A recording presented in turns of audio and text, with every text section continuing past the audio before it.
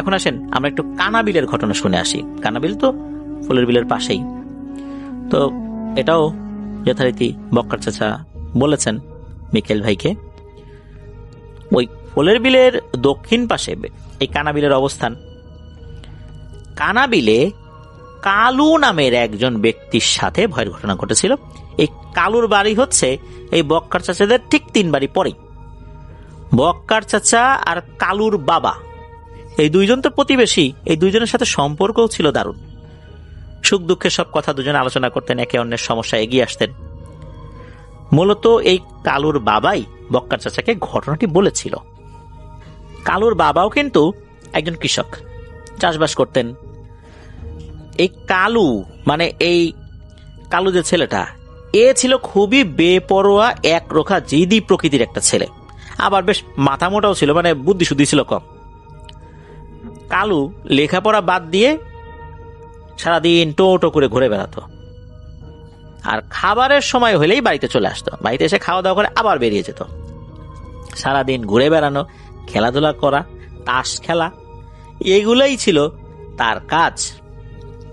তার বাবা তো ছেলের এহেন কর্মকাণ্ডে মারাত্মক ক্ষুব্ধ ছিল যে আমি খেটে মরি সারাদিন, আর এরকম একটা ধামলা ছেলে কোনো কাজ করে না, গায়ে হাওয়া লাগিয়ে ঘুরে বেড়ায়, এটা কি ঠিক? অনেকবার বকাঝকা করেও ছেলের কাজে কর্মে কোনো পরিবর্তন আনতে পারে নাই। সারাদিন তাস খেলতো, ঘুরে বেড়াতো, গভীর রাত্রে বাড়িতে আসতো। খাওয়া দাওয়া তার ঠিক মতো চাই। খাওয়া যদি এলোমেলো হতো তাহলে কিন্তু কালু আবার চেতে যেত, মানে রেগে যেত খুব, কেন তার জন্য খাবার নাই। একদিন বিকেল বেলা কালুর বাবা মাঠের কাজ শেষ করে বাড়িতে এসে কালুর কথা জিজ্ঞেস করছে তার মায়ের কাছে।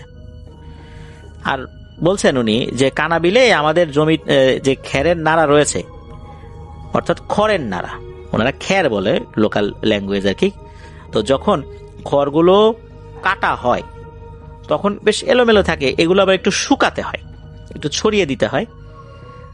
আর সব খড় কিন্তু নিয়ে আসা যায় না, এর ভিতর থাকে এমন কিছু উচ্ছিষ্ট যেগুলো কিন্তু গরু খেতে পারে না। তো এগুলো বাছতে হয়, বাছার পর গরুর খাবারের উপযোগী খড়গুলো আবার আটি বেঁধে নিয়ে আসতে হয়। তো কালুর বাবা কিন্তু কালুকে সকালেই বলেছিল যে কালু যেন এই খড়ের নাড়াগুলো বাছাই করে সেগুলো নিয়ে আসে। সেগুলোকে আনা হয়েছে কিনা এটা কালুর বাবা কালুর মাকে জিজ্ঞেস যখন করে, তখন কালুর মা বলে ও তো দুপুরবেলা খাওয়া দাওয়া করে বের হয়েছে, আর আসবে তো রাতে, এই তো এইভাবেই আসে, সেটা তো তুমি জানো।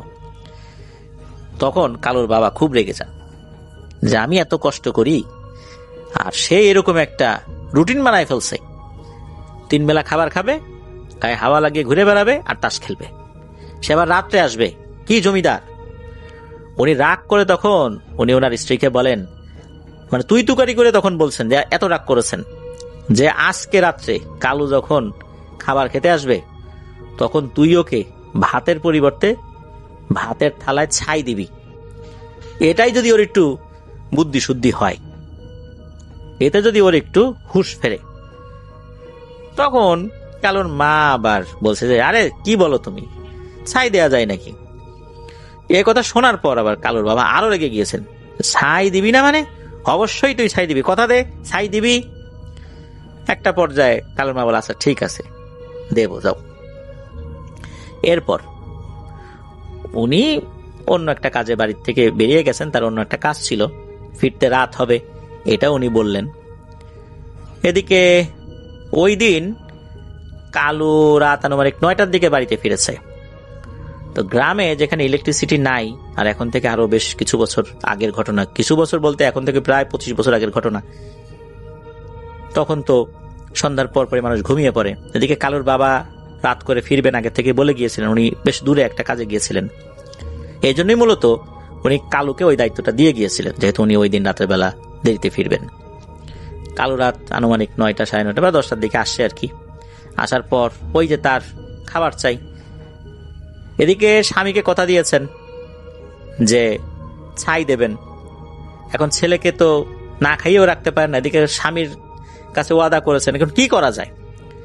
উনি কি করেছেন, একটা বড় সাইজের কয়লা পানি দিয়ে ধুয়েছেন, ধোয়ার পর ভাত দিয়েছেন, ভাতের এক পাশে কয়লা রেখে দিয়েছেন। রেখে দেওয়ার পর যখন ওই খাবারটা কালুর সামনে পরিবেশন করেছেন, কালু যখন ভাতের প্লেটে ভাত তরকারির পাশে এরকম একটা বড় সাইজের কয়লা দেখেছে, তখন কালু বলছে যে কি ব্যাপার মা, প্লেটের পাশে কয়লা রাখা কেন? তখন কালুর মা বলে যে তোর এহেন কর্মকাণ্ডে তোর বাবা ক্ষিপ্ত হয়ে আমাকে বলছিল ভাতের পরিবর্তে ছাই দিতে। আমি কথা দিছি যেরকম কিছুই দেব, স্বামীর হুকুম তো আর অমান্য করতে পারি না, আর তোকেও না খাইয়ে রাখতে পারি না, মা হিসাবে আমারও তো কিছু দায়িত্ব আছে, তাই তোকে খাবারও দিলাম আর ভাতের পাশে কয়লাও দিলাম। যখন এই জিনিসটা কালু দেখলো, এই প্রথমবার কালুর মাথায় কিছুটা বুদ্ধি চলে আসলো আল্লাহর রহমতে। কালু বলল, আব্বা আমারে ছাই দিতে বলছে, এরকম অপমান না, কাজটা আমি করে তারপরে ভাত খাবো। এই বলে ভাতের প্লেট ওখানে রেখে হাতে একটা কাঁচি নিয়ে সে রওনা দিয়েছে। তো কালুর মা বলছেন যে খেয়ে যা।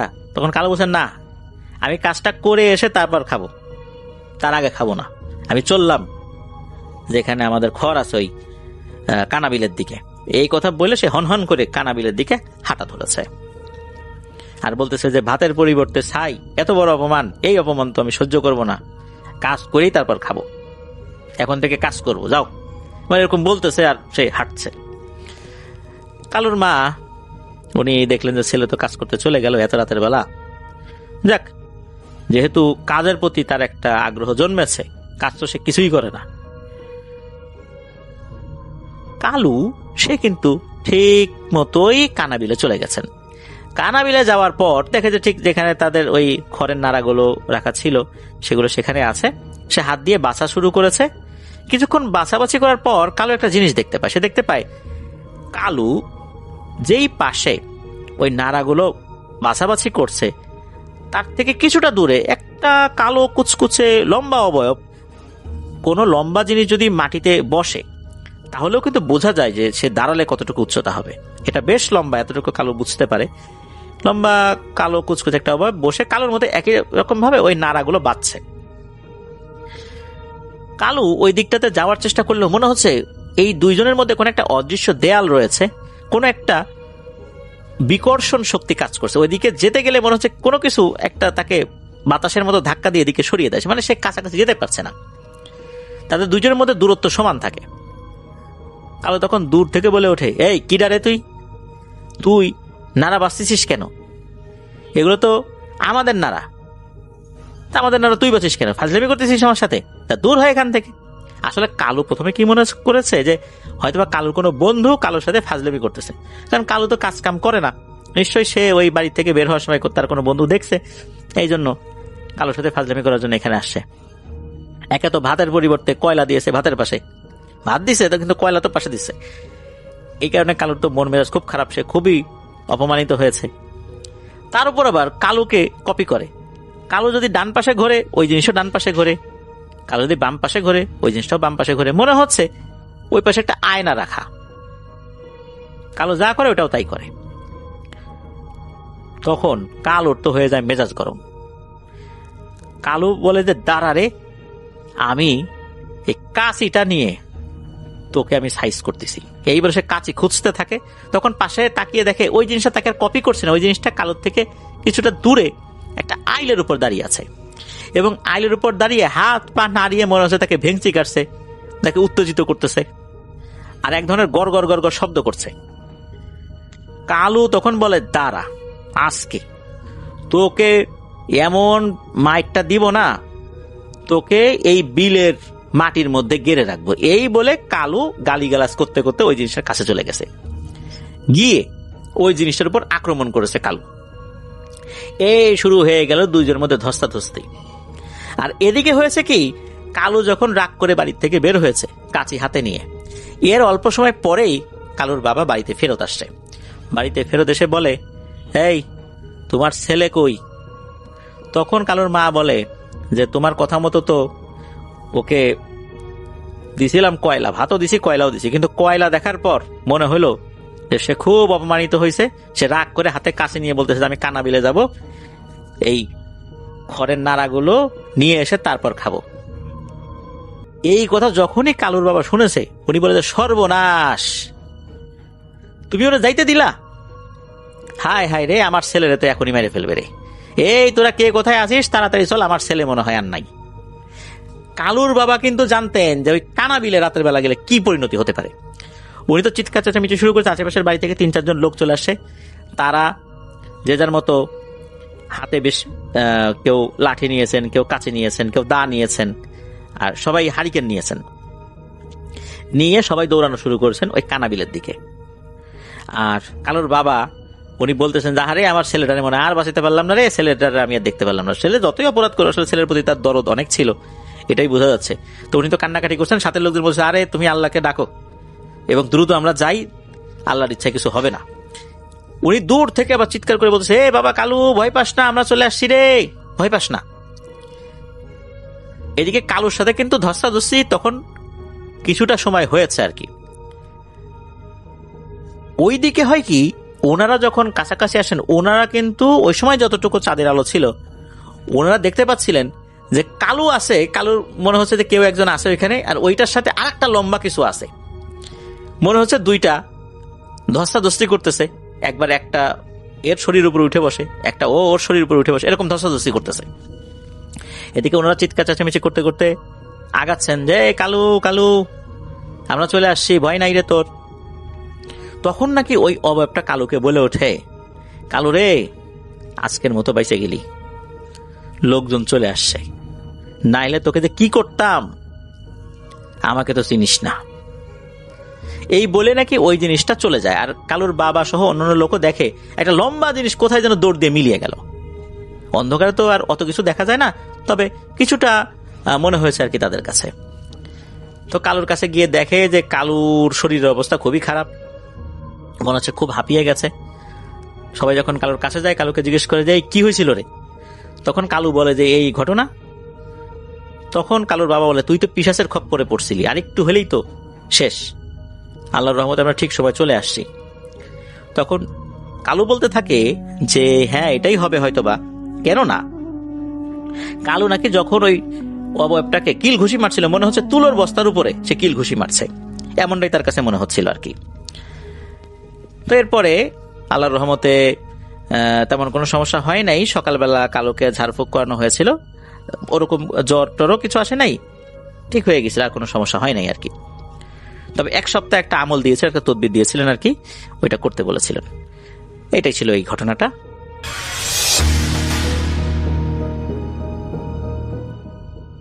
তেমনি এখন যে জায়গার ঘটনা আপনাদের সাথে শেয়ার করব, এই জায়গাটি সম্পর্কে বিস্তারিত আমাদেরকে জানিয়েছেন হানিফ ভাই। আর এই জায়গাটি দিনাজপুরের ঘোড়াঘাটে। ঘোড়াঘাট একটা উপজেলা। ঘোড়াঘাট থেকে পলাশবাড়িতে যাওয়ার সময় একটি ব্রিজ পড়ে, যেটা ঘোড়াঘাট ব্রিজ নামে পরিচিত। এই ঘোড়াঘাট ব্রিজের উত্তর একটা ঘাট রয়েছে, এটা হাজির ঘাট নামেই সবাই চেনেন। এই ঘটনাটি আমাদেরকে পাঠিয়েছেন হানিফ ভাই। উনি আমাদেরকে আরও কিছু ঘটনা পাঠিয়েছেন, তবে সেই ঘটনাগুলো ওনার পরিবার সম্পর্কিত। এই কারণেই উনি আমাদেরকে জানিয়েছেন যে হাজিরঘাটের এই ঘটনাটি প্রকাশের ক্ষেত্রেও যেন আমরা তার ঠিকানাটা না বলি, তাই আমরা তার ঠিকানাটা বলছি না, শুধু তার নামটাই বলছি। চলুন ঘটনায় চলে যাই। এই যে হাজিরঘাট, এই হাজিরঘাটে অনেক দিন ধরেই নাকি 1 বছর 2 বছর অন্তর একজন মানুষ পানিতে ডুবে মারা যায়, লাশ পাওয়া যায়। অন্যান্য যেই লাশের ক্ষেত্রে আমরা যেমনটা শুনে থাকি এই ধরনের ব্যাপারগুলোতে, যে মনে হচ্ছে মাত্রই মারা গেছে, এরকমটাই সাধারণত হয়ে থাকে। তবে এর ব্যতিক্রমও হয়, একদিন আগে মারা গেলেও লাশ যেমন হয় পানির মধ্যে থেকে ফ্যাকাশে হয়ে যায়, এমনটাও হয়। সবসময় যে একই রকম হবে বিষয়টা এরকম নয়, কখনো অস্বাভাবিক, কখনো স্বাভাবিক দৃষ্টিতে দেখলে মনে হতে পারে এমনিতেই ডুবে মারা গেছে। কখনো কখনো এমন মনে হয় যে তাজা রক্ত মনে হচ্ছে তার নাক কান দিয়ে এখনই বের হবে বা বের হচ্ছে। শরীর এখনো মনে হচ্ছে গরম রয়েছে, মাত্র মারা গেছে, এখনো বডি ঠান্ডা হয়নি, এমন ঘটনাও ঘটেছে। আমি মাঝে মাঝেই কিন্তু বলি যে অমাবস্যা এবং পূর্ণিমা তিথিতে এমন একটা সময় রয়েছে, এই সময়ে পানিতে নামলে পানিতে থাকা সুপার ন্যাচারাল এন্টিটিগুলো মানুষকে বলি হিসাবে গ্রহণ করে। এই সময়গুলো দেখা যায় যে দিনের বেলায় অমাবস্যা বা পূর্ণিমা তিথিতে 11:30 থেকে বিকাল 3টা এরকম সময়ের মধ্যে হয়ে থাকে। হানিফ ভাই জানিয়েছেন যে আমাদের কাছে যখন এমন একটি ঘটনা উনি শুনতে পেলেন, উনি মাথায় এই বিষয়টা নেন যে আসলেই কি এরকম হয়। এরকম চিন্তা করতে করতে হঠাৎ করেই ওনার কাছে এমন একটা খবর আসলো যেটা ওনার কল্পনার জগৎকে এলোমেলো করে দিয়েছিল। হঠাৎ করেই উনি জানতে পারলেন যে গতকাল, অর্থাৎ উনি যেদিন শুনেছিলেন তার আগের দিন ছিল অমাবস্যা তিথি। উনি চিন্তা করছিলেন যে আরে গতকালই তো অমাবস্যা তিথি ছিল, এরকম সময় তো পানিতে নামতে নিষেধ করা হয়েছে, আসলে কি এটা হয়? আর ঠিক তখনই উনি এমন একটা খবর পান যে ওই হাজির ঘাটে একটা ছেলে ডুবে মারা গেছে। তার লাশটা ওই দিন পাওয়া গেছে, যদিও ঘটনাটা কি ছিল এই বিষয়ে উনি তথ্য সংগ্রহ করার চেষ্টা করলেও ওই সময় পারেন নাই, কারণ উনি দিনাজপুরে একটি সরকারি ট্রেনিংয়ে ওই সময় ছিলেন। তো ট্রেনিংয়ে যখন ছিলেন, ওই ট্রেনিংয়ে থাকা আর একজন ব্যক্তি, তার বাড়ি আবার এই ঘোড়াঘাটেই, উনি আবার এই বিষয়টা পুরোপুরি জানেন। তখন উনি মূলত হানিফ ভাইকে বলেন যে 3 জন বন্ধু পাশের ইউনিয়নেরই, এই 3 জন বন্ধুর মধ্যে 2 জন বন্ধু পানিতে নেমেছে। নামার পর আর একজন বন্ধু উনি উপরে দাঁড়িয়েছিলেন, তার নাম হচ্ছে ইসমাইল হোসেন। উনি পানিতে নামেন নাই, উনি দেখছেন যে অন্য 2 বন্ধু গোসল করছে, সাঁতার কাটছে, ওনার নামার আসলে কোনো ইচ্ছা ওই সময় ছিল না। হঠাৎ করেই নাকি উনি উপর থেকে বলে, এই এই আমিও নামতেছি রে, আয় আমরা সাঁতার কেটে এপার থেকে ওপার যাই, শুধু ওইখানে গোসল করলে হবে। এই বলেই নাকি উনি পানিতে নেমে পড়েন। ওদিকে 2 বন্ধু কিন্তু দূরে দূরে বলতে অতটা দূরে না, মানে কাছাকাছি দূরত্বেই আর কি, তারা তাদের মতো করে সাঁতার কাটছিল, গোসল করছিল।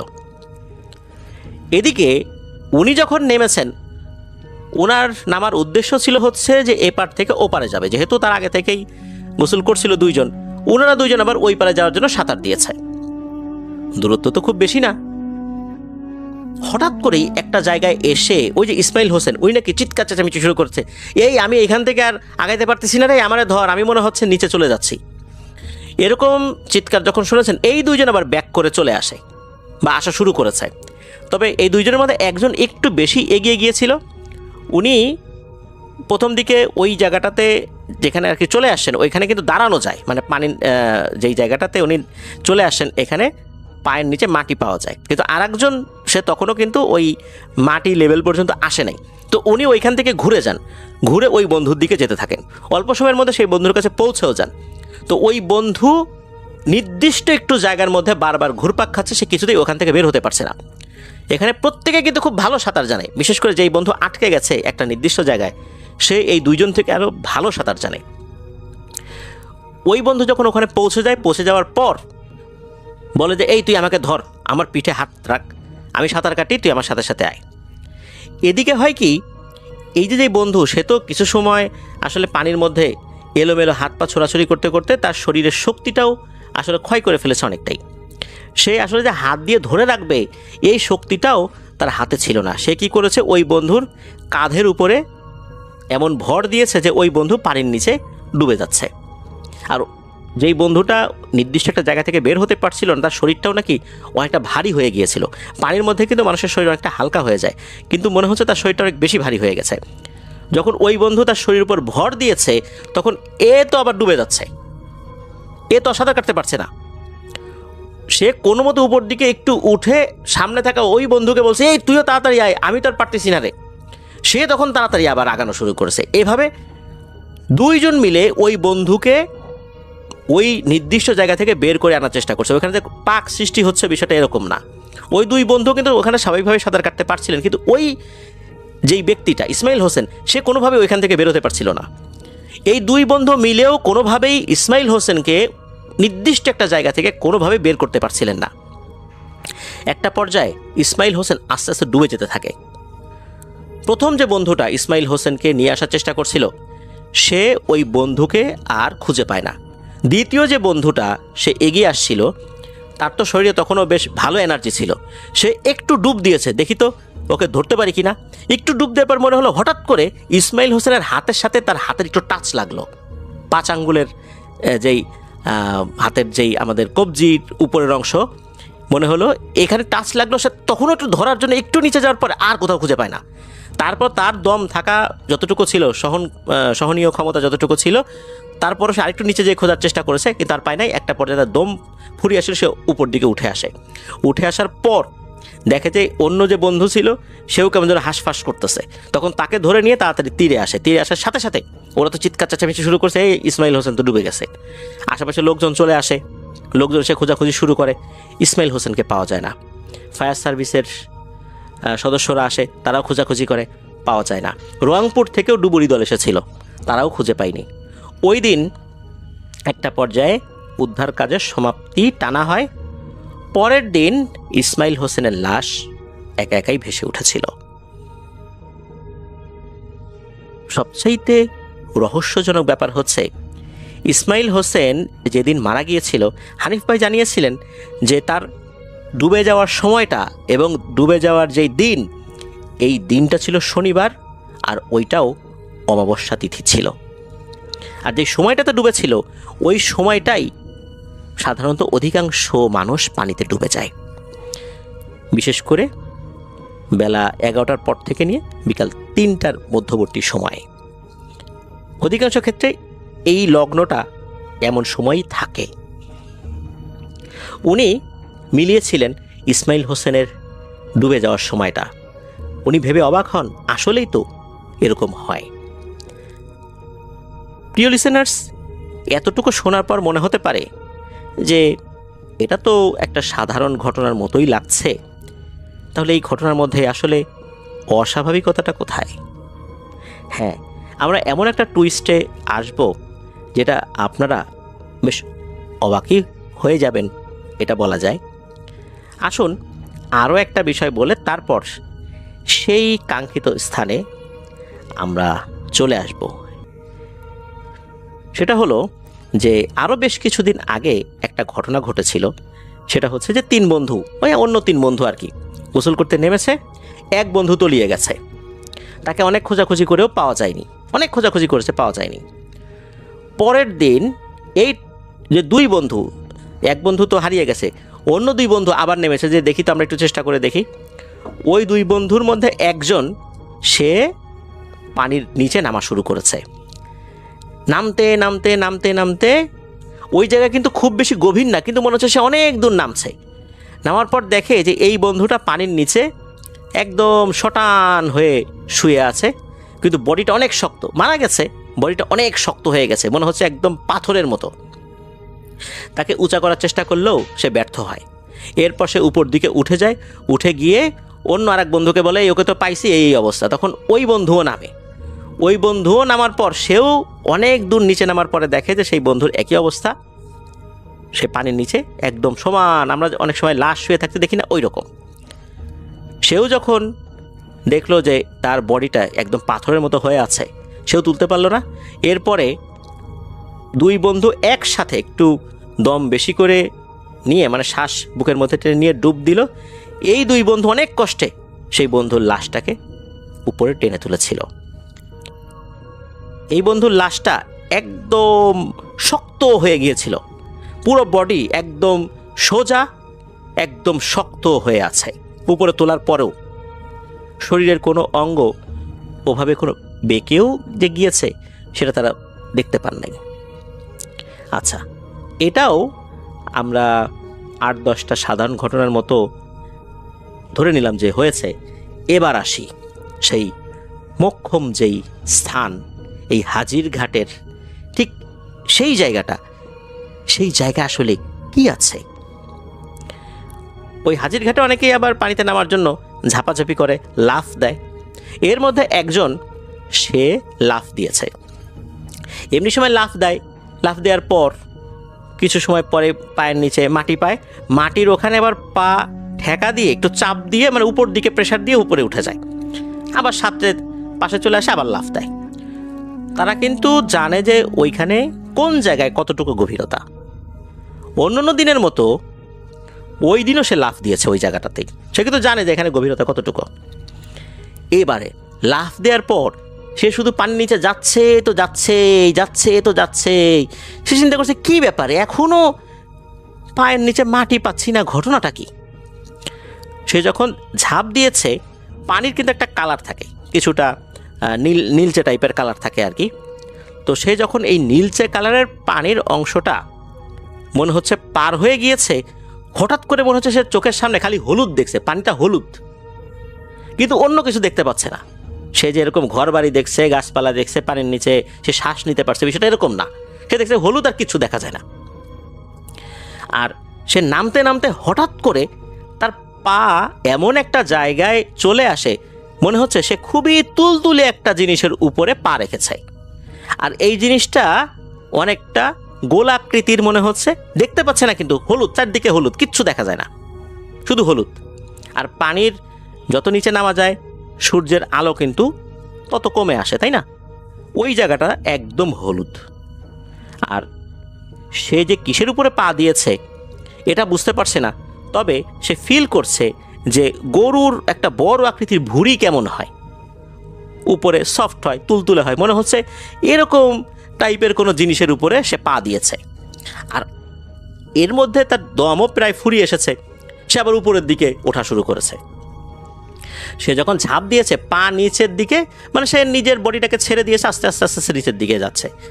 এবার যখন উপরের দিকে উঠে এসেছে, চিন্তা করছে আসলে জিনিসটা কী রে, এত গভীর তো এখানে না, এখানে তো সবসময় আমি ঝাঁপ দিই, সাঁতার কাটি, বহু বছর ধরে সাঁতার কাটতেছি, কখনো তো এরকম হয় না, জিনিসটা কি দেখি একটু, এবার পরখ করি।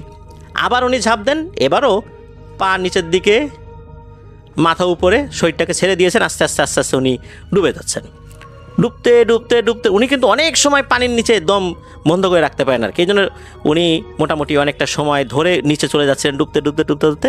আবার ওনার পা এসে ঠেকে ঠিক ওই জায়গাটাতে, একটু আগেই যেখানে ওনার পা ঠেকেছিল। এবার দেখে একই অবস্থা, তবে এবার উনি ফিল করেন যে এই জিনিসটার মনে হচ্ছে গাছের শেকড়ের মতো লম্বা লম্বা হাতের মতো কিছু আছে, যেগুলো উপর দিকে আছে। ওই যে গোল আকৃতির যে জিনিসটা, ওইটার সাইড দিয়ে মনে হচ্ছে এরকম কিছু আছে। তো উনি ওইখানে ওইটার উপরে একটু দাঁড়ানোর পরে পা দিয়ে একটু মানে গুঁতা দিচ্ছেন যে জিনিসটা আসলে কী। তবে উনি এটাও বুঝতে পারছেন না, মনে হচ্ছে খুবই সফট একটা জিনিসের উপর উনি এসেছেন, মনে হচ্ছে খুবই পাতলা চামড়ার কোনো একটা জিনিস এটা। এরপর উনি আবার উপর দিকে ওঠা শুরু করেন, উনি উঠেও আসেন। এই লোকটা ছিল আবার খুব জেদি প্রকৃতির, খুব সাহসী। চিন্তা করলে কী ব্যাপার, দুইবার একই রকম জিনিস দেখলাম, মানে অনুভব করলাম, এটা আসলে কি একটু দেখার তো চেষ্টা করেও বুঝতে পারলাম না কিছু, আবার একটু চেষ্টা করি তো। তবে এইবার উনি কি করেছেন, উনি এবার আর একটা সাহসী পদক্ষেপ নিয়েছেন। উনি দুইবার তো পা নিচের দিকে দিয়ে বডিটাকে ছেড়ে দিয়ে আস্তে আস্তে আস্তে নিচের দিকে চলে গিয়েছেন। এবার উনি চিন্তা করেন দুইবার তো দেখতে পাইনি, খালি তো হলুদই দেখি, এইবার মাথা নিচের দিকে দিয়ে যাওয়া শুরু করব, দেখি তো এই জিনিসটা কি। উনি আবার ঝাঁপ দিয়েছেন, এবার মাথা নিচের দিকে দিয়ে দুই হাত দিয়ে পানি কেটে কেটে নিচের দিকে যাওয়া শুরু করেছেন। যেতে যেতে যেতে যেতে যেতে যেতে উনি ওই হলুদই দেখছেন, কিছু দেখতে পাচ্ছেন না। হাত দিয়ে একটা জায়গা টাচ করে ওই জিনিসটা আবার উনি ফিল করেন যে হ্যাঁ, এই জায়গায় উনি এসে পৌঁছেছেন। এবারও উনি বুঝতে পারেন যে এইখানে এরকম গোলাকৃতির একটা বড় সড়ো জিনিস রয়েছে, যেটার মনে হচ্ছে লম্বা লম্বা কিছু শেকড়ের মতো উপর দিকে উঠে গেছে। এইটাও ওই রকম ওই নরম টাইপেরই জিনিস, যেগুলো শেকড়ের মতো উপর দিকে উঠে গেছে, এটা ওই নরম টাইপেরই জিনিস। তবে এটা জীবিত না কি এটা বোঝা যাচ্ছে না, এটা আসলে কি এটা উনি কোনোভাবেই দেখতে পারছেন না। অনেক কাছাকাছি চোখ নিয়ে এসেও দেখার চেষ্টা করলেও উনি মোটেও বুঝতে পারেন নাই এটা আসলে কি জিনিস। এদিকে ওনার দম ফুরিয়ে আসছে, উনি আবার উপরের দিকে ওঠা শুরু করেন। উপর দিকে উঠতে উঠতে উনি উপরে চলেও আসেন। আসার পর উনি মানুষদেরকে বলেছিলেন যে উনি এরকম একটা জিনিস দেখেছেন। ওখান থেকে উঠে আসার পর ওনার নাকি 5 দিন জ্বর ছিল, তবে আল্লাহর রহমতে এরপরে ওনার কিছু হয় নাই। এখানে সবচাইতে রহস্যজনক ব্যাপার হচ্ছে উনি এত কাছে গিয়ে এই জিনিসটাকে টাচ করে ফেরত আসলেও এই জিনিসটা তার কোনো ক্ষতি করেনি। আর এই জিনিসটা আসলে কী জিনিস এটা কেউ বুঝতে পারেনি।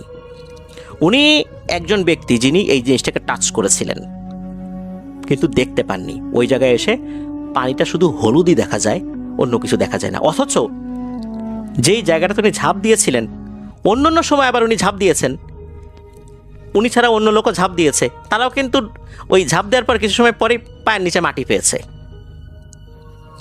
এটা কিন্তু অতটা গভীর না, তাহলে উনি এত গভীরে ঠিক সেম জায়গায় কিভাবে চলে গেলেন? প্রিয় লিসেনার্স, আপনাদের কি মনে আছে সৌমিত্র রয় আমাদেরকে একটি ঘটনা পাঠিয়েছিলেন, একটি পুকুরের ঘটনা। রহস্যজনকভাবে ওই পুকুরের যিনি মালিক ছিলেন তার পরিবার সহ হঠাৎ করে চলে যাওয়া শুরু করেন। কোনো একজন পণ্ডিতকে এনেছিলেন, সেই পণ্ডিত আসতো, কী করতো, চলে যেত, তারা ব্যবসা গুটিয়ে তারা চলে যান। এরপরে কোনো একজন লোক সেই পুকুরে ডুব দিয়েছিলেন, ওই পুকুরে অনেক লোক হারিয়ে যেত। ডুব দেওয়ার পর ভয়ঙ্কর একটা জিনিস দেখেছিলেন, পুকুরের নিচে কোনো একটা আজব প্রাণী, যেগুলোর অনেকগুলো চোখ রয়েছে। আমরা অনেক সময় মাছের চোখ যেরকম দেখি, ওরকম মাছের চোখ কিন্তু অনেকগুলো বড় বড়, সেটারও মনে হচ্ছে হাতগুলো উপর দিকে শেকড়ের মতো উঠে আছে। এই জিনিসটা উনি যখন দেখেছিলেন, উনি এটাও দেখেছিলেন যে ওই জিনিসটার আশেপাশে মানুষের মাথা হাড় গোড় পড়ে আছে। এই যে হাজিরঘাটের এই জায়গাটায় মানুষ হারিয়ে গেলেও কিন্তু ডেড বডি পাওয়া যায়, কিন্তু ওই পুকুরে মানুষ হারিয়ে গেলে ওই ডেড বডিও আর কখনো পাওয়া যেত না, একদমই খেয়ে ফেলতো।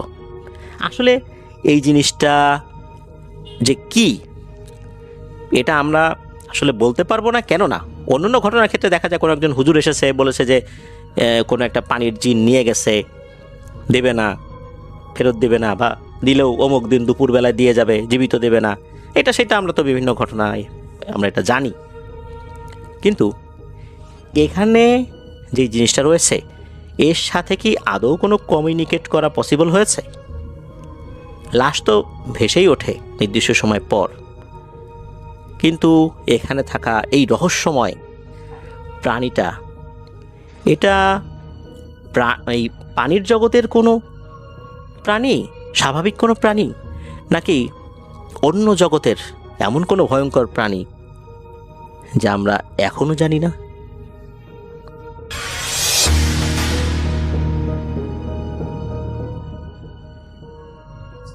আমি শাহপরাণ। আজকেও হাজির হয়েছি সৌদি প্রবাসী হৃদয় ভাইয়ের একটি পাঠানো ছোট্ট ঘটনা নিয়ে। হৃদয় ভাই ফোনে যেভাবে বলেছেন ঠিক সেভাবে লিখছি। আমি কাজ শেষ করে বাসায় ফেরার সময় আব্দুল ইলা এর চাচাতো ভাই বাশিরের সাথে প্রায় অনেকদিন পর দেখা হয়। আব্দুল ইলা সেই ব্যক্তি যার একটি ঘটনা ইতোমধ্যে আমি শেয়ার করেছিলাম।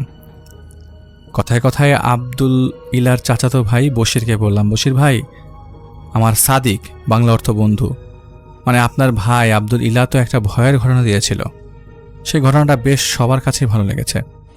দেখেন, বশির ভাই বলেন তার কাছে নাকি একটা ঘটনা আছে যেটা তার সাথেই ঘটে গেছিল।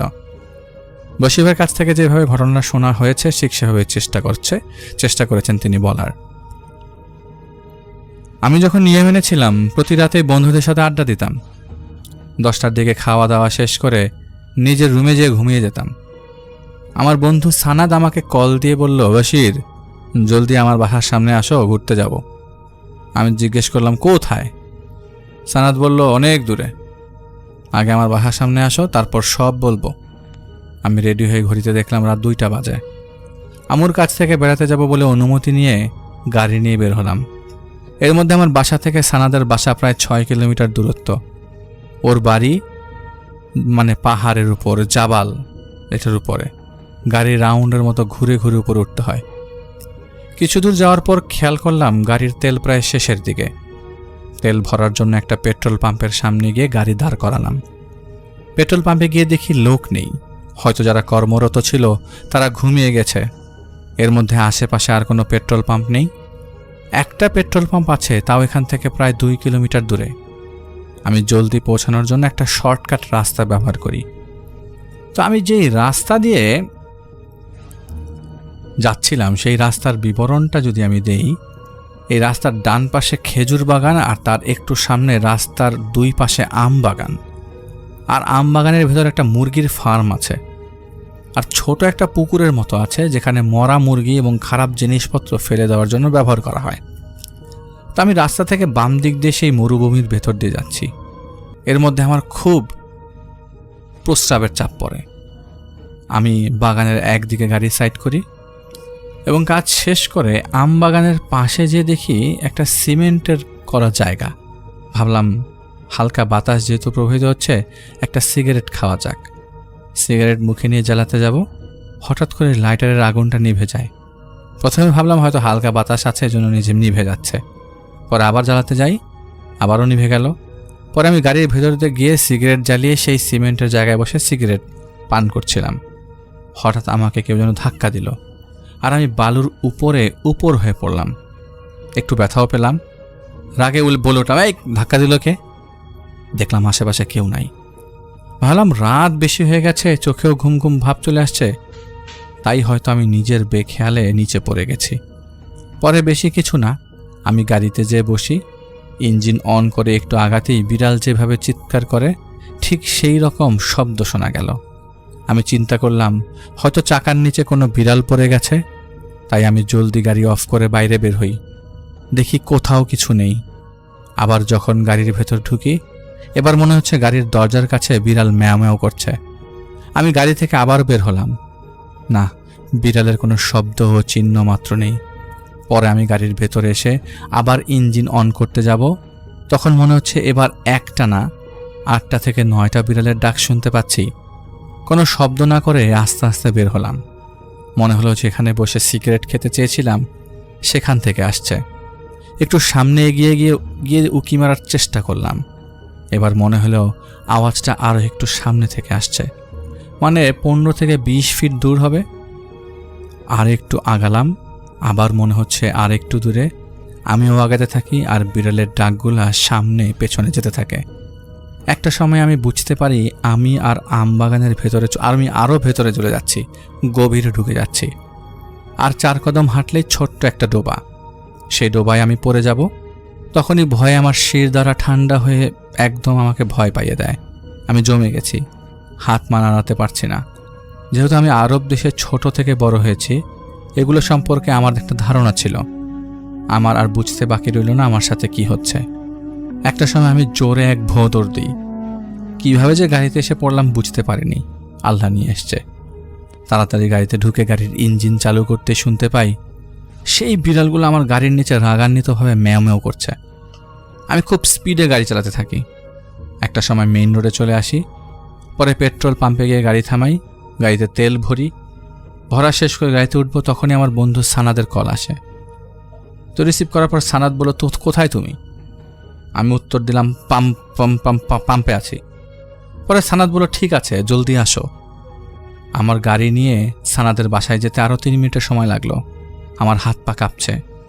আমি আগেই বলেছিলাম সানাদের বাসায় যেতে হলে পাহাড়ে গাড়ি নিয়ে ঘুরে ঘুরে উঠতে হয়। আমি 1 রাউন্ড ঘোরার পর দেখতে পেলাম আমার বন্ধু হামজা একটা পাথরের পেছনে দাঁড়িয়ে আছে আমার দিকে মুখ করে।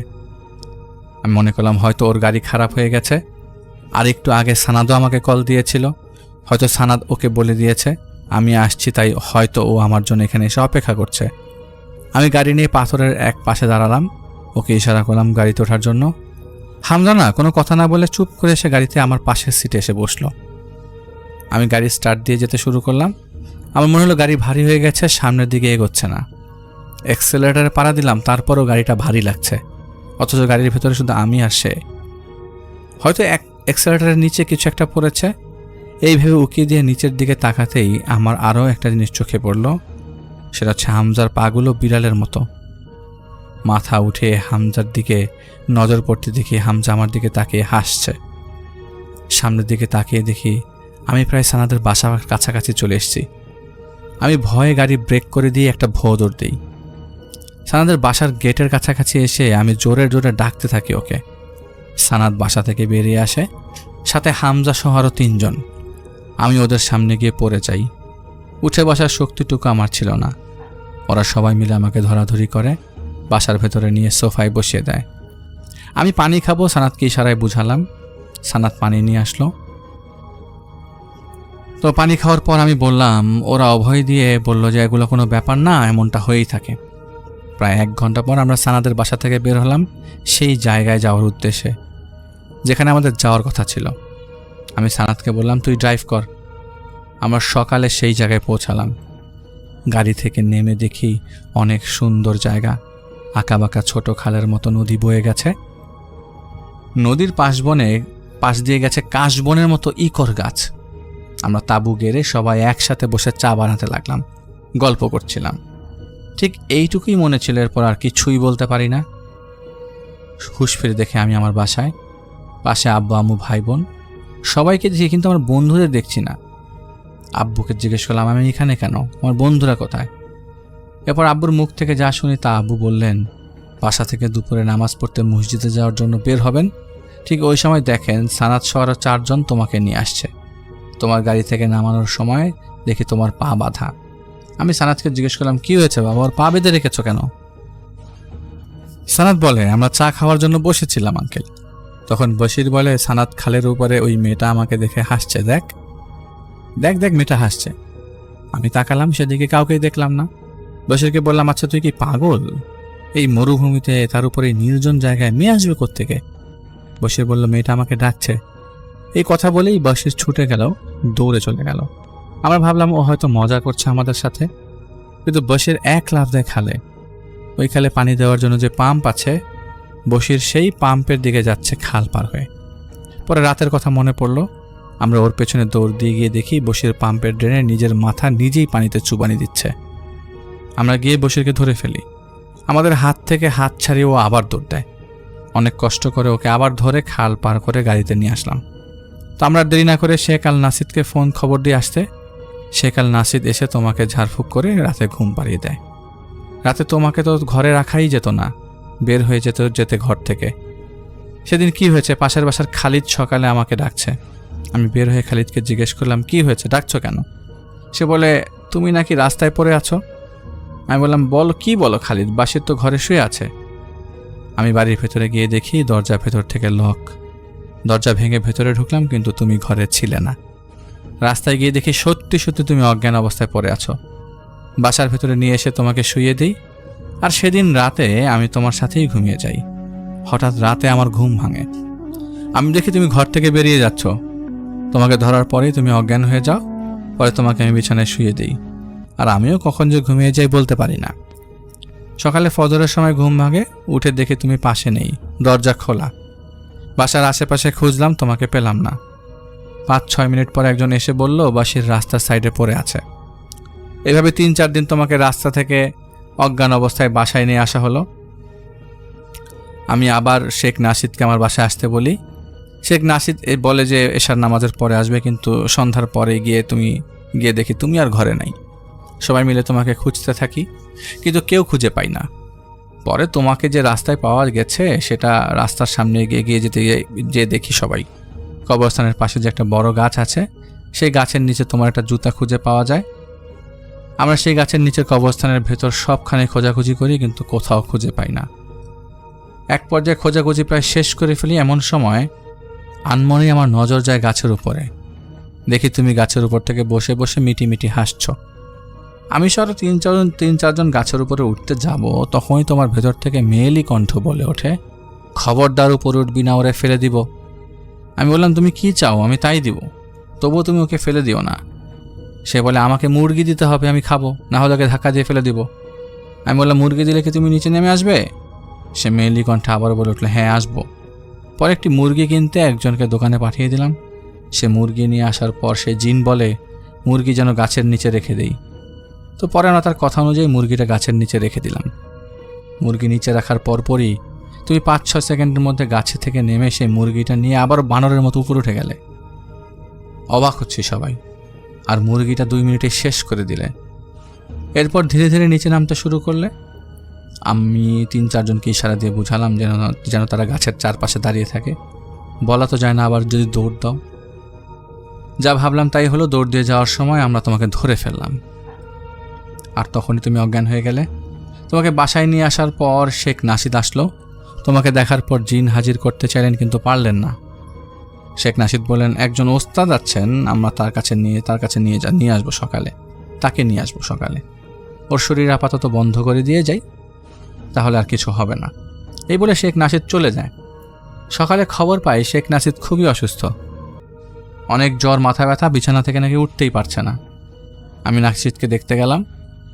তখন জিজ্ঞেস করলাম কি হয়েছে আপনার? শেখ নাসিদ বললেন আমি যখন আপনাদের বাসা থেকে বের হয়েছি, কোথা থেকে যেন একটা সাদা কবুতর এসে আমার পাখা দিয়ে একটা ঝাপটা দিয়ে বাড়ি মারে। বাসায় আসা পর্যন্ত ঠিক ছিলাম, কিন্তু বাসায় ঢোকার পর থেকে জ্বর, মাথা ব্যথা, আমি ওস্তাদকে খবর দিয়েছি সে আসবে সন্ধ্যায়। এই কথা শুনে আমি বাসায় চলে আসি। শেখ নাসির তার উস্তাদকে রাতে বাসায় এগিয়ে আনতে গিয়েছে। বাসায় ঢোকার সময় সে উস্তাদ আমাকে নিচে বসে পড়তে বলে। আমিও নিচে বসে পড়ি। ঘুরে তাকাতে দেখি একটা সাদা কবুতর উড়ে এলো। যখন গেটের ভেতরে ঢুকবো তখন আবারও নাকি সেই কবুতরটা পেছন থেকে বাড়ি মারতে গেছে, আর তখনই সে উস্তাদ দুয়া দুরুদ পাঠ করে সেই কবুতরটাকে ধরে ফেলে এবং আমাদের বাসার সামনে খাঁচায় বন্দি করে রাখে। হঠাৎ করে খালিদ এসে বলে, আমার বোনকে ছেড়ে দাও, আমার বাবা মা নেই, এই বোনটাই আমাদের বড় করেছেন। রিচুয়ালের মাধ্যমে সে কবুতর রূপী জিন বা পরি যাই বড় তাকে তোমার ভেতরে হাজির করা হয়। তখন মূল ঘটনা বোঝা যায়। সেই জিনটা বলে, আমার বড় ভাই তখন দূরে কোথাও গিয়েছিল, আমি আমার 5 ভাইকে ঘুম পাড়াচ্ছিলাম, তখন বসির সিগারেট খাওয়ার জন্য ওই জায়গায় বসে। 2 বার ওর আগুন নিভিয়ে দিয়েছি, কারণ আগুনের ছিটা আমাদের ভাইদের উপর পড়ছিল। তারপরেও ও কেন গাড়ির ভেতর থেকে সিগারেট জ্বালিয়ে আবার এসে বসেছে ভালো কথা, আমাদের ভাইদের উপরে বসেছে। আমি ধাক্কা দিয়ে বুঝিয়ে দিলাম যে ওর এখানে না থেকে এখান থেকে চলে যাওয়া ভালো। কিন্তু ও কী করলো, সিগারেটের আগুন আমার ভাইদের উপর ফেলে দিল। ওকে তো বাগানের পুকুরে চুবিয়ে মারতে চেয়েছিলাম, কিন্তু পারিনি। আমার ভাই ওর ক্ষতি করার চেষ্টা করেছিল, কিন্তু পারেনি। পাম্পের পানিতেও ডুবিয়ে মারতে চেয়েছিলাম, কিন্তু বারবার বেঁচে ফিরেছে। আমার ভাইদের দেখার কেউ নাই আমি ছাড়া, আমাকে ছেড়ে দে। এটা বলে কান্না করতে থাকে সেই জিনটা। শেখ নাসিদের ওস্তাদ বলেন, তুই যে সত্যি যাবি তার প্রমাণটা কী বলতো? সেই জিন বলে, আমার ভাইদের কসম আমি চলে যাব, আর আসবো না, এমনকি কখনো ওর ক্ষতি করার চেষ্টা করব না। তো এরপর সেই জিন চলে যায়। এখন বিকেলে আলহামদুলিল্লাহ তোমার জ্ঞান ফিরল। আলহামদুলিল্লাহ আমি যে আল্লাহর মতে বেঁচে ফিরেছি, এটাই অনেক। আর ওস্তাদ এটাও বলেছিলেন, মূলত বাসায় ঢোকার সময় আমাকে পাখি দিয়ে বাড়ি মারতে চেয়েছিল সেই জিনটা, কিন্তু ও পারেনি। আবার যখন পেছন থেকে বাড়ি মারতে এসেছিল আমি ধরে ফেলি। যদি কোনো কারণ বশ করতে না পারতাম তাহলে আমাকে নাকি আর বাঁচানো যেত না। তো এইটা ছিল হৃদয় ভাইয়ের কণ্ঠ, হৃদয় ভাইয়ের ঘটনা।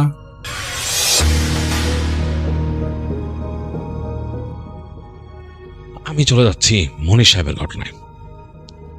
2014 সালের কথা।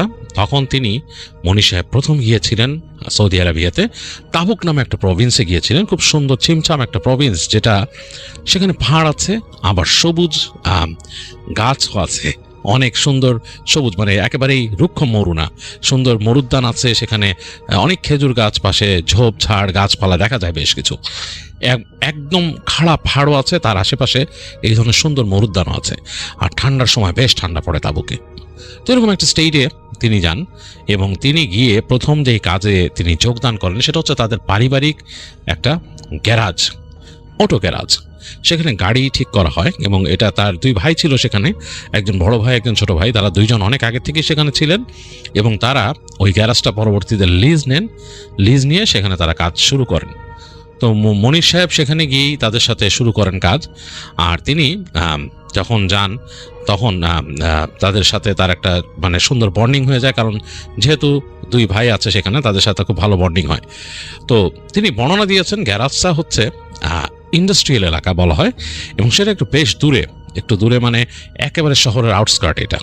এবং সেই আউটস্কার্টে যেই জায়গায় তার পাশ থেকে শুরু হয় মরুভূমিটা একটু ডিফারেন্ট, যেটা বললাম তাবুকের মরুভূমি মানে ধূসর মরুভূমি, কিছু দূর গেছে, তারপরে ঝোপঝাড় আছে এবং মরুভূমির মাঝেই মরু ঘাস আছে এবং এর মাঝেই দেখা যাচ্ছে যে খেজুর গাছ উঠেছে, বেশ কিছু জংলা ঝোপ আছে এরকম, আর উঁচু উঁচু পাহাড়, বেশ উঁচু পাহাড়। তো এরকম একটা জায়গায় এবং আউটস্কার্টে সেখানে ওই তাদের গ্যারাজ থেকে কাছাকাছি এলাকায় আরও যেসব জিনিস আছে সেগুলো ইন্ডাস্ট্রিয়াল জিনিস। সেখানে দেখা যাচ্ছে যে গ্যাস রিফিউলিংয়ের, তারপরে প্রোপেন ট্যাঙ্ক তৈরি করে এরকম জায়গাগুলো আছে, কোনো জায়গায় পেইন্টিংয়ের কাজ আছে, মানে এরকম ব্যাপার স্যাপার। এবং ওখানে উটেরও কিছু খামার আছে ওই আউটস্কার্টে। তো মোটামুটি দেখা যায় রাতের বেলায় মানুষজন একেবারেই থাকে না এবং শহর থেকে বাইরে মোটামুটি বেশ ঠান্ডা হয়ে যায় এবং শীত আসার আগেই ঠান্ডা পড়া শুরু করে। আর যখন মানে উইন্টার এসে পড়ে তখন সেখানে একেবারেই মানে মাইনাস টেম্পারেচারে চলে যায়, এরকম একটা অবস্থা। তো উনি গেলেন, গিয়ে প্রথম কয়দিন ইউজ টু হলেন ভাইদের সাথে, এটা ওইটা দেখলেন, তার কাজ বোঝার ছিল, তিনি বুঝছিলেন। ভাইদের সাথে কাজ দেখছিলেন, এরকম একটা অবস্থা 2-1 দিন। তো দেখলেন যে মানে ওনাদের গ্যারাজটা হচ্ছে এরকম, একটা হচ্ছে দোতলা একটা ছোট একটা স্থাপনা, যেখানে তাদের মূল অফিস এবং সেখানে সব রকমের পেপার ওয়ার্ক হয় এবং টুলস থাকে ইত্যাদি ইত্যাদি। তারপর তার থেকে বেশ খানিকটা দূরে সেখানে ওয়ার্কশপটা, যেখানে গাড়ি ঢুকিয়ে কাজ করা হয়, এবং তার থেকে বেশ খানিকটা দূরে একটা দোতলা একটা বিল্ডিংয়ের মতো আছে, যেটার ওপরতলা নিচতলা একসাথে, এবং তার পাশেই একটা ছোট জায়গা যেখানে নাকি সেখানে ক্রেনগুলো থাকে, ক্রেন শ্যাফটগুলো থাকে, যেটা দিয়ে মানে টেনে তোলা হয় গাড়িগুলোকে, এবং সেখানে অনেক গাড়ির যে ফ্রেম ড্যামেজ থাকে, তারপর ডেন্টিং জব থাকে, সেগুলো ঠিক করা হয় এখানে। তো ওই একেবারে কাছাকাছি একটা জায়গায় সেখানে আবার অনেক সময় ট্রান্সমিশন ইত্যাদি বের করতে হয়, টেনে ইঞ্জিন তুলে ফেলতে হয়, তো ছোট ট্রেন এগুলো সব ওইখানে। তো ওই জায়গাটায় একটা বেশ উঁচু 2 তলা ঘরের মতো, উপরে টিনের ছাদ, মাঝখান দিয়ে ফাঁকা, সেখান দিয়ে ক্রেনের মাথাটা নামানো হয় আর কি। তো এগুলোর একটু বর্ণনা দিয়ে নিলাম, বিকজ ঘটনার সাথে এখানের সংযোগ কিছু যোগসাজশ আছে এই কারণে। তো সন্ধ্যার পর মনির সাহেব দেখা যেত যে ওই সময় কাস্টমার আর থাকতো না, সন্ধ্যার পর গাড়িগুলা মানে ওখান থেকে চলেই যেত, বেশিরভাগ যেগুলো ঠিক করতে আসতো, মানে দিনের গাড়ি যেটা দিনে চলে যেত, এবং যেগুলো দেখা যেত যে রেখে যেত সেগুলোকে তারা ড্রাইভ করে, তাদের ফাঁকা লট ছিল, লটটা তাদের জায়গা থেকে একটু সামনে, সেখানে যে একেবারে পার্ক করে রেখে আসা লাগতো, একদম হিসাব করে সিরিয়াল নাম্বার দিয়ে কোনটা কখন যাবে, কোন গাড়িটার সিরিয়াল কখন পড়বে, এরকম একটা অবস্থায় সেখানে সিরিয়াল করে রাখা হতো। তো এই কাজগুলো তো মনির সাহেব বা তিনি তার করতে হইতো এগুলো ওদের সাথে গিয়ে, এবং যেখানে গাড়ি রাখা হতো তার ওই পাশেই কিন্তু বেশ খানিকটা ছোট ফেন্স আছে, এই ফেন্সের ওই পারেই দেখা যাচ্ছে ফাঁকা জায়গা। ফেন্সটা আসলে তার কাটার বেড়ার মতো দিয়ে করা, বেশ পিলারের উপরে তার কাটার বেড়া, এক বুক থেকে কিছুটা উঁচু, আর তার পাশে কিন্তু ফাঁকা জায়গায় নুড়ি পাথর দেখা যায়, তার ওই পাশে দেখা যায় মরু ঘাস কিছু আছে, ঝোপঝাড়, এবং দূরে তাকালে দেখা যাচ্ছে পাহাড়, উঁচু উঁচু পাহাড় মরুভূমির।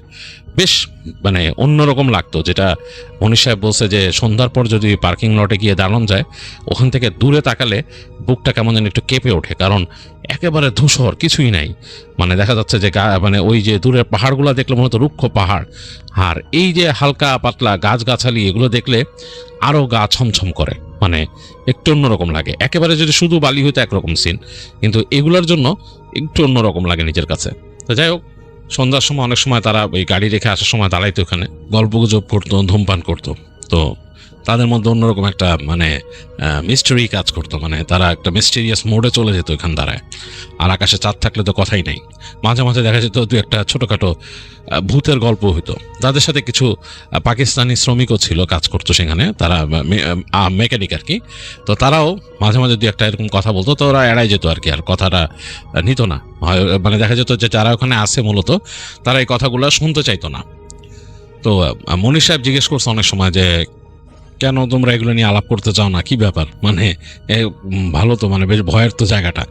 তো তারা বলতো এখানে যারা কাজ করতে, বিশেষ করে যারা পাকিস্তানি ছিল, বলতো যে না, এই জায়গা খারাপ, গোল আছে, এইসব নিয়ে আমরা আলাপ করি না, এইসব আলাপ করলে এগুলার দেখা পাওয়া যায়। তো যাই হোক, এগুলা টুকিটাকি শুনে মনির সাহেবের কাছে একটু অন্যরকমই লাগতো, গা ছমছম করে উঠতো, যেহেতু কেউ নাই আশেপাশে। এবং সন্ধ্যার পর দেখা যেত যে কেউ দূরে আগুনে কিছু পোড়াইছে, ডালপালা, মানে ওদের কিছু মানুষ ছিল, তারা ছোটোখাটো একটা ক্যাম্প ফায়ারের মতো বানাইতো।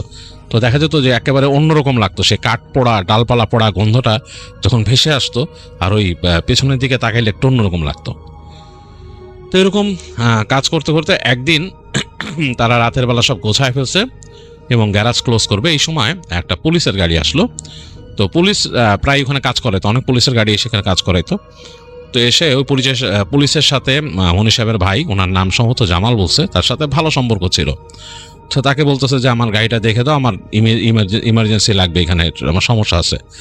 তো বলে কিসের সমস্যা করতেছে, বলছে অল্টারনেটরের সমস্যা করতেছে, মনে হচ্ছে যে ব্যাটারি ড্রেন আউট হয়ে যেতেছে, চার্জ থাকতেছে না গাড়িতে। আমি কয়েকবার জাম্প নিছি অন্য গাড়ির থেকে, কিন্তু থাকতেছে না, বারবার ব্যাটারি ড্রেন আউট হয়ে যায়, স্টার্ট বন্ধ হয়ে যায় পরে। তো তার মানে অল্টারনেটারের সমস্যা হয়েছে, অল্টারনেটার চেঞ্জ করে দাও, আমাকে চেঞ্জ করে দাও। আর ওদের পুলিশের সাথে নাকি এরকম সিস্টেম ছিল যে টিকিট সিস্টেম আর কি, যে পুলিশে যে কাজগুলো করতো সেগুলো তারা ওই যে ওখানে সিল মেরে, পুলিশ ডিপার্টমেন্টের আছে ওখানে সিল মেরে কাজ করে দিত আর কি, যে গাড়ির ইউটার বিল পরে হইতো আর কি। তো যাই হোক, পুলিশ এসে এক জায়গা থেকে কাজ করে না, তো এরকমই এই গ্যারাজেরও একটা স্টেশন পুলিশের গাড়ির জন্য। তো মনির সাহেবের ভাই বলতেছিল যে এখন রাত হয়ে গেছে, আমাদের বন্ধ করে দেবে। বলে কি না না আমি জানি না, এটা করে দাও। এবং ওরা একটু মানে মাথা একটু গরম, বলে না এটা করে দাও। তাহলে আমি, সে হচ্ছে সিনিয়র অফিসার পুলিশের, সে বলতেছে আমি লিখে দিতেছি। তো তখন বললো যে আর কোনো সমস্যা? বলে যে হ্যাঁ, আর ওই যে ইসের আমার হইতেছে, আমার গাড়ি ওভারহিট হইতেছে, তার মানে মনে হয় রেডিয়েটরের সমস্যা আছে। তো বললো যে রেডিয়েটার সমস্যা, রেডিয়েটার ফ্ল্যাশ করতে হবে, রেডিয়েটার ফ্ল্যাশ করতে তো সময় লাগবে আপনার, হোস্ট কিছু ফাটা থাকলে তো সমস্যা। বলে না তুমি করে দাও, যা করো কমপ্লিট করে দিবে আমারে, আমি রাত্রেবেলা রেখে যাচ্ছি গাড়ি, আমি এসে সকালবেলা গাড়ি নিব, তো ফার্স্ট আওয়ারে, আর আমার একটা গাড়ি দাও যাওয়ার জন্য এখান থেকে, আমি স্টেশনে যাব এখন। তো খুবই মানে একটা অস্বস্তিতে পড়লো মনির সাহেবের সে ভাই। কিছু করার নাই, সে গাড়িটা রিসিভ করে রেখে তাকে পৌঁছানোর জন্য একটা গাড়ি দিয়ে দিল। সেই লোক বললো যে আমি আবার আসতেছি ভোরের দিকে, এসে গাড়ি নিয়ে যাব বলে চলে গেল পুলিশের লোকটা গাড়ি রেখে। তো মনির সাহেবের ভাই খুব বিরক্ত, সারাদিন কাজকর্ম করছে। মনির সাহেবকে বললো যে আয় আমার সাথে। তো মনির সাহেব গেল তার সাথে, যে দেখতেছে গাড়ি কি করবে, ঢুকাইলো, ঢুকায় দেখতেছে আসলেই তার ওই ওয়াটার পাম্প নষ্ট হয়ে গেছে, গাড়ির যে করে ফ্লো করে ওয়াটার পাম্প, ওইটা নষ্ট হয়েছে, প্লাস তার রেডিয়েটারে ক্লগ আছে। তো সুতরাং রেডিয়েটার ফ্ল্যাশ করতে হবে, ওয়াটার পাম্প চেঞ্জ করতে হবে, তার যে অল্টারনেটর এটাও মানে কাজ করতেছে না, এটাও চেঞ্জ করে ফেলতে হবে। তো যাই হোক, তারা কাজ ধরলো প্রায় 9টার থেকে এবং কাজ শুরু করলো। মনির সাহেব জিনিসপত্র এগিয়ে দিতেছে আর তার ভাই কাজ করতেছে। একেবারে মানে টায়ার্ড, সে মন মেজাজ খুবই খারাপ, কারণ সারাদিন এগুলোর সাথে ছিল এবং রাতের বেলা এগুলো একসাথে এতগুলো কাজ পড়ছে। তো তিনি গোছায় এবং এই পার্টসে যে ওয়াটার পাম্পের ওই তার যে গাড়ির মডেল নাম্বার দিয়ে তার শেলফ থেকে পার্টস নামায় আনতে হইতেছে, এটার কোনটা, এগুলো দেখে টেকে মানে অনেক কাজ আর কি, নামায় এনে কাজ করতেছে।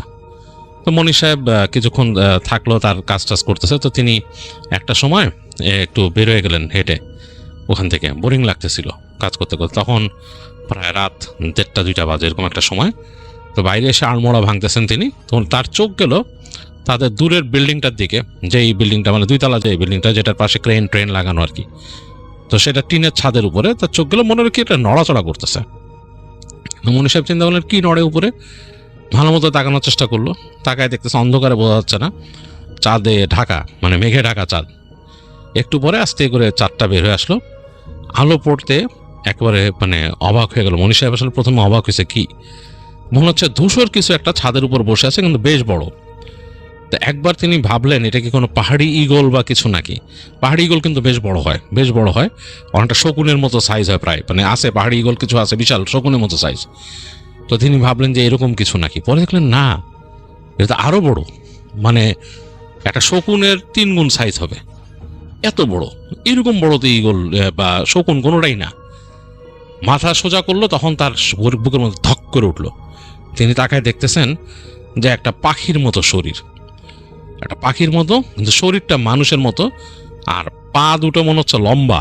সে পা দুটা ওই যে তাদের যে ক্রেনের যে অংশটা, মানে জায়গাটা ফাঁকা, ওই জায়গাতে পা নেমে গেছে নিচে, এবং উপরের অংশটা ধূসর, কালচে ধূসর, যেখানে চাঁদের আলো পড়ছে। এবং এক পর্যায়ে দেখলো সে পাখির মতো এটা ডানাটা মেলে দিল, তো বিশাল 2টা ডানা এরকম মেলে ধরছে, এবং মাথাটা ঘুরায় তার দিকে তাকাইছে। মনির সাহেব 1 সেকেন্ড দেখছে, দেখে একেবারে জমে গেছে তিনি ভয়ে। দেখতেছে চোখগুলা জ্বলতেছে এটার চাঁদের আলোতে, মনে হচ্ছে তাকেই দেখতেছে মনির সাহেবকে। তো মনির সাহেব ভয়ের চোটে তার ভাইকে ডাক দিয়েছে আস্তে আস্তে করে, মানে খুব জোরে চিৎকার করে নাই, বলছে ভাই ভাই। তো সে আবার শুনতেছেন কিছু, কি কি সমস্যা কি, ভাই ভাই ভাই প্লিজ আসেন, এদিকে আসেন। তো তার ভাই একটু ওদিকে তাকায়, তারপর আস্তে আস্তে আসলো সামনে, এসে মনির সাহেব যেদিকে তাকায় আছে ওদিকে তাকাইতেছে। তো তাকায় তিনি, মনির সাহেব বলতেছে আপনি দেখছেন?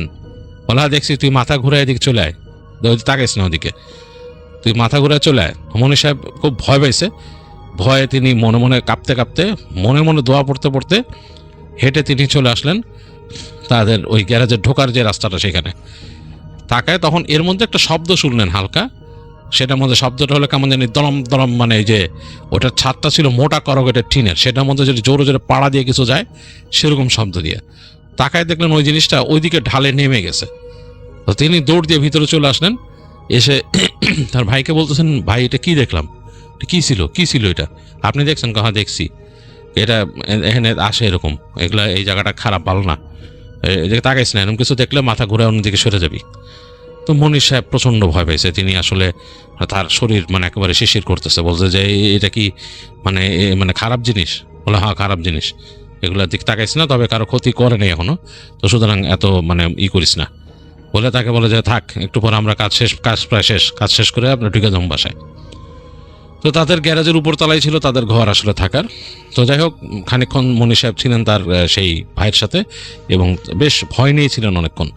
তো যাই হোক, তাদের কাজ মোটামুটি শেষ করে তার ভাইও দেখা গেল যে খুব দ্রুতই গাড়ির কাজ প্যাক করে তিনি তাড়াতাড়ি ওখানে মানে লক করে তিনি উঠে গেলেন মনি সাহেবকে নিয়ে 2 তলায়। এবং যাওয়ার সময় তাদের উঠতে হলো একটা সিঁড়ি দিয়ে বাইরে, সে সিঁড়ি দিয়ে ওঠার সময় বেশ ভয় লাগতেছিল মনি সাহেবের কাছেও, তার ভাইও মনে হলো বেশ টেন্সড। তো যাই হোক, দুইজনে হেঁটে ঘরের মধ্যে ঢুকে গেলেন।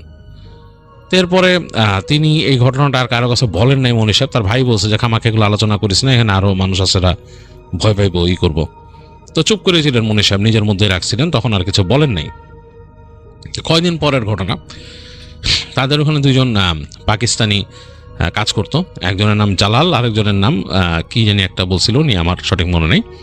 তো যাই হোক, সেই জালাল আর সেই আরেকজন তার যে বন্ধু, 2জনে রাতের বেলা বেরোইছে আর কি। ওনারা তখন ঘুমায় গেছে, মনি সাহেবরা শুয়ে পড়ছে, ঘুম এসে গেছে।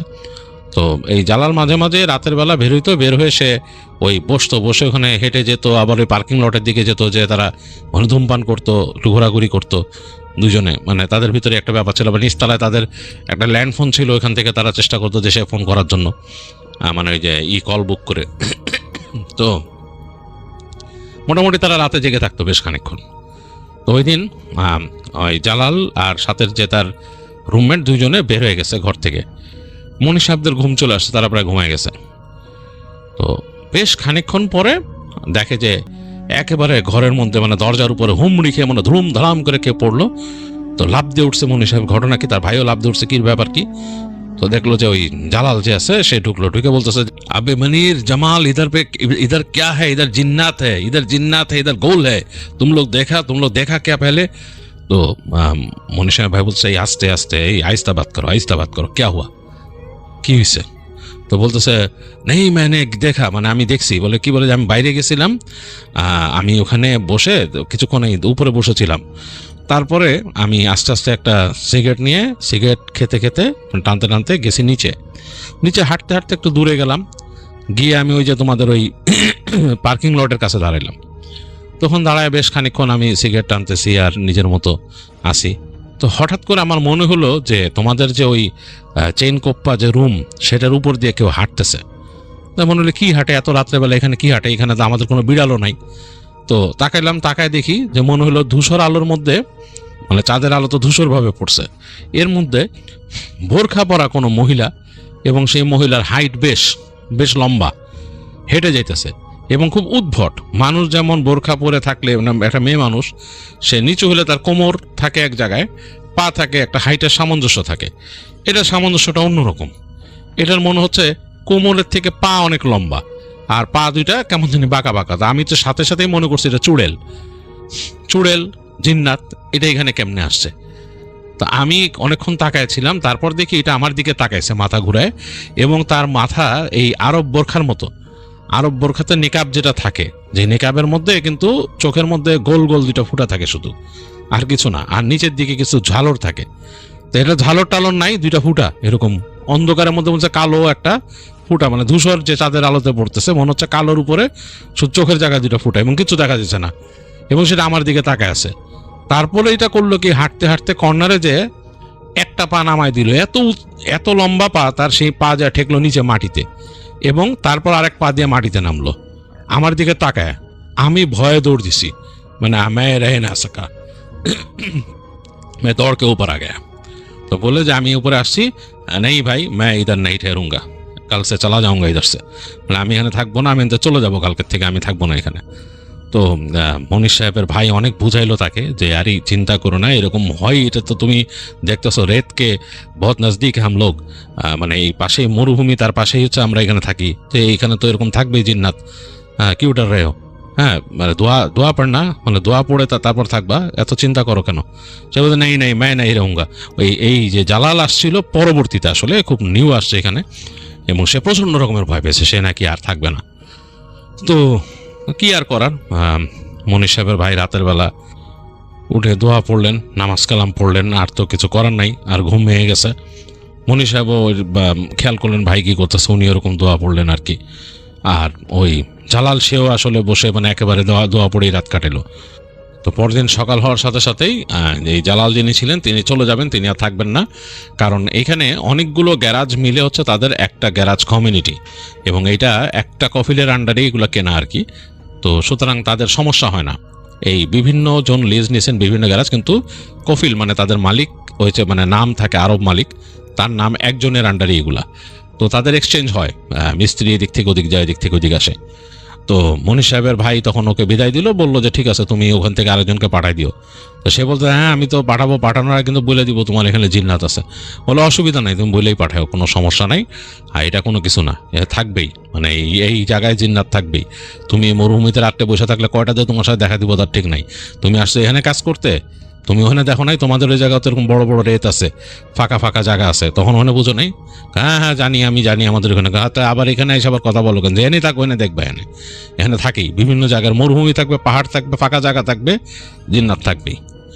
তো যাই হোক, এগুলো বলে মনীষ সাহেবের ভাই তাকে বিদায় দিল। আর তারপর মনীষ সাহেব নিজেও বেশ ভয় ছিলেন বেশ অনেক দিন, এবং তিনি এরপর থেকে রাতের বেলা বেরোলে খুব সাবধানে বেরোতেন। ওখান থেকে মানে তাদের মানে হেঁটে যে এদিক ওদিক যাওয়া বা পার্কিং লটে যাওয়া, এই কাজটা একা কখনোই করেন নাই তিনি সাথে করে হয়তো কাউকে নিয়ে গেছেন, সাথের অন্য কোনো ওয়ার্কারদের, এবং তারা সবাই মোটামুটি অ্যাওয়্যার থাকতো। আর তাদের মধ্যে রেপুটেড ছিল ওই বিল্ডিংটা যেখানে তাদের ক্রেন অ্যান্ড স্টাফ থাকতো, মানে যে জায়গাটা, ওই ঘরটার উপরেই নাকি উল্টাপাল্টা মানুষ দেখতো, বা ওইখানে ঢুকলেও মানুষ শব্দ শুনতো এইদিক ওদিক। কারণ ওই 2 তলা জায়গাটাই ফাঁকা, ওখানে ক্রেন আছে, আরও কিছু টুলস আছে, পাওয়ার টুলস আছে ওই জায়গায়, ওই যে গাড়ি উঁচা করে ফেলে, এটা টুলস, পাওয়ার টুলস।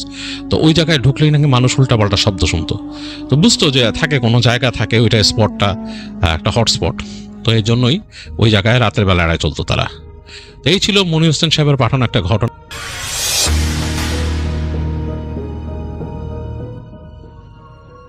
আসসালামু আলাইকুম রাসেল ভাই, আশা করি আপনি ভালো আছেন।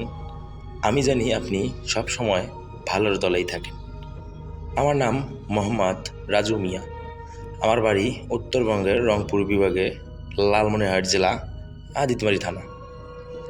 আজকের যে ঘটনাটি বলতে চলেছি, এই ঘটনাটি আমার এলাকার ঘটায় একটি ঘটনা। ইতিমধ্যে ঘটনাটি ঘটেছে আমার সঙ্গে। আমি আমাদের বন্ধু সহ আমরা একটা বিলে দোকানে স্মোক করতে যাই। সেইখানে সোবান ভাইয়ের দোকান সেই বিলের উপরে। তো আমরা একদিন রাত 2টার সময় ওইখানে যাচ্ছিলাম। ওইখানে যাওয়ার পথে সাইডে একটা শ্মশান আর একটা বড় বট গাছ। তো প্রত্যেক দিন আমরা ওইখানে যাওয়া আসা করি রাতে, তো কোনো সমস্যা নেই।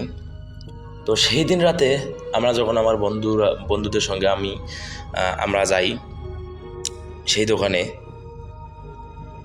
তো হঠাৎ করে সেই শ্মশানের বট গাছের নিচে একটা সাদা পোশাকওয়ালা লোক দাঁড়িয়ে আছে। তো আমরা তো 4 জন ছিলাম, ততটা ভয় পাইনি। আমরা এখান থেকে চিৎকার দিয়ে বলতেছি, কে ওখানে, কে? উনি কোনো কথা বলতেছিল না। হঠাৎ করে হেসে হেসে বলতেছে, এখানে তো আমিই থাকি। আমরা অবাক হয়ে বললাম, আমিই থাকি মানে আপনি কে? তো আমার এক বন্ধু বলতেছে, চল ওইদিকে একটু যাই, যে দেখি আসলে লোকটা কে। তো 4 জন ছিলাম তো আমরা, তো একটু কাছে গেলাম। যত কাছে যাচ্ছি তত সামনের দিকে আগাচ্ছে সেই সাদা পোশাকওয়ালা লোকটি। তো আমার বন্ধু, আর একটা বন্ধু ভয় পাচ্ছিল, বলতেছে যে দোস্ত আর আগাস না, এটা মনে হয় ভূত জাতীয় কিছু জিনিস। আমি আবার বললাম যে দেখ বেটা, ভূত বলতে কোনো জিনিস আছে নাকি, চল দেখবো আজকে ওটা কি। তো এরকম ইয়ার্কি মজা করতে করতে আমরা 4 বন্ধু আগাচ্ছিলাম। হঠাৎ করে দেখি ও একটা সামনে পুকুর ছিল, সেই পুকুরের মাঝখান দিয়ে হেঁটে যাচ্ছে। তো আমার 2 বন্ধু সামনে ছিল, আমি মাঝখানে ছিলাম, আরেকজন পিছনে ছিল। তো আমি বললাম, দাঁড়া, সামনে তো পানি, ও তো পুকুরের দিকে যাচ্ছে, এটা তো মানুষ না, এটা হয়তো জিন জাতীয় কোনো জিনিস। তার কারণ আমরা জানি ভূত বলতে আসলে কিছু হয় না, এগুলো জিন টিন হতে পারে। তো ও বলতেছে আয় না, তোদের সাহস দেখি কত, এদিকে আয় না। তখন আমার 4 বন্ধু খুব ভয় পেয়ে গেলাম। চারদিকে অন্ধকার, আকাশে অনেক মেঘ, টিপ টিপ করে বৃষ্টি পড়ছিল, চারিদিকে আকাশে সেই গুরুম গুরুম ডাক। আমরা তো 4 জনে ভয়ে সেই বট গাছের নিচে বসেছিলাম। বৃষ্টি পড়ছিল, সেই লোকটি ওর সঙ্গে আরো 4-5 জন চলে আসলো, বলতেছে তোরা খুব সাহস দেখিয়েছিলি না, এবার মজা দেখাচ্ছি তারা। আমরা 4 বন্ধু তো খুব ভয়ে কি করব ওইখানে। পরে বুদ্ধি করে আমরা দৌড় দিলাম সেই রাস্তার দিকে। রাস্তাতে উঠে এত দৌড় দিচ্ছি, হঠাৎ করে পিছনে দেখি এক বন্ধু পড়ে গেছে। ওকে আবার 3 জনে মিলে নিয়ে আসলাম। আর সেই সাদা লোকটির সঙ্গে যে আরও 4 জন সাদা পোশাকের লোক ছিল, এরাও আমাদের পেছনে দৌড়াচ্ছিল। আমরা সেই ছোবান ভাইয়ের দোকানে দৌড় দিতেছি আর বলতেছি ছোবান ভাই আমাদেরকে বাঁচাও। ছোবান ভাইয়ের সেই দোকানের লাইটের আলো দেখা যাচ্ছিল, দৌড় দিয়ে দোকানের ওইখানে গেলাম। ছোবান ভাই বলতেছে কি হয়েছে, এত দৌড়াচ্ছোস কেন? ছোবান ভাইকে আমরা বলতেছি ছোবান ভাই, আমরা প্রতিদিনে যে তোমার দোকানে আসি, কখনো আমরা কেউ রাস্তায় কোনো কিচ্ছু দেখে ভয় পাই নাই। আজকে হঠাৎ করে দেখি সেই শ্মশানের সামনে বটগাছের নিচে একটা সাদা ট্রফিওয়ালা লোক বসে আছিল। আমরা 4 জন যখন ওই লোকটির কাছে গেলাম, তখন দেখি লোকটি একটু সামনের দিকে আগাচ্ছে। আমরা তো 4 জন ছিলাম, তারপর ততটা ভয় পাচ্ছিলাম না। গিয়ে দেখি তো আমাদের দিকে আসছিল, আমরা ভয়ে একটু পর দেখি লোকটি পানির উপরে হাঁটতেছে, খালি হয়, মানে পানির সঙ্গে চলো তো একটু যাই, স্পর্শ নাই। তখনই তো আমরা 4 জন ভয়ে তোমার দোকানের এদিকে আসলাম। পরে শোভন ভাই বলতেছে চল দেখি কে ওখানে আছে, এত সাহস। পরে শোভন ভাইয়ের সঙ্গে আমরা আবার আসলাম, এসে দেখি লোকটির গাছের উপরে বসে হাসতেছে, মানে জোরে জোরে হাসাহাসি করতেছে, যায় কার কত সাহস, এইদিকে আয়। পরে আমরা তো 4 জন একটু ভয়ে ছিলাম। শোভন ভাই বুক ফুলে বলতেছে যে চল দেখি, ও গাছকে দেখিয়ে নেব। শোভন ভাই একটা লাইটার দিয়ে আগুন জ্বালালো, আগুন নিয়ে আমরা সামনে আগাচ্ছিলাম। আমরা 4 জন, শোভন ভাই সহ 5 জন। পরে শোভন ভাই সামনে সেই লাইটার দিয়ে একটা মশালে আগুন জ্বালিয়ে গাছের নিচে যাওয়া মাত্রই লোকটি ওইখানে একদম ভিনিশ হয়ে গেল। তো আমরা তো তখন একটু মন থেকে সাহস পাচ্ছিলাম যে আসলে আর মনে হয় সে আসবে না, ভয়ে চলে গেছে। সেই প্রত্যেক দিনের মতো আমরা এই দোকানে রাতে আড্ডা দেই আমার বন্ধুরা মিলে। তো কোনোদিনও আমাদের সঙ্গে এরকম আসলে ঘটনা ঘটে নাই, সেই দিনে আমাদের সঙ্গে সেই ঘটনাটি ঘটেছিল।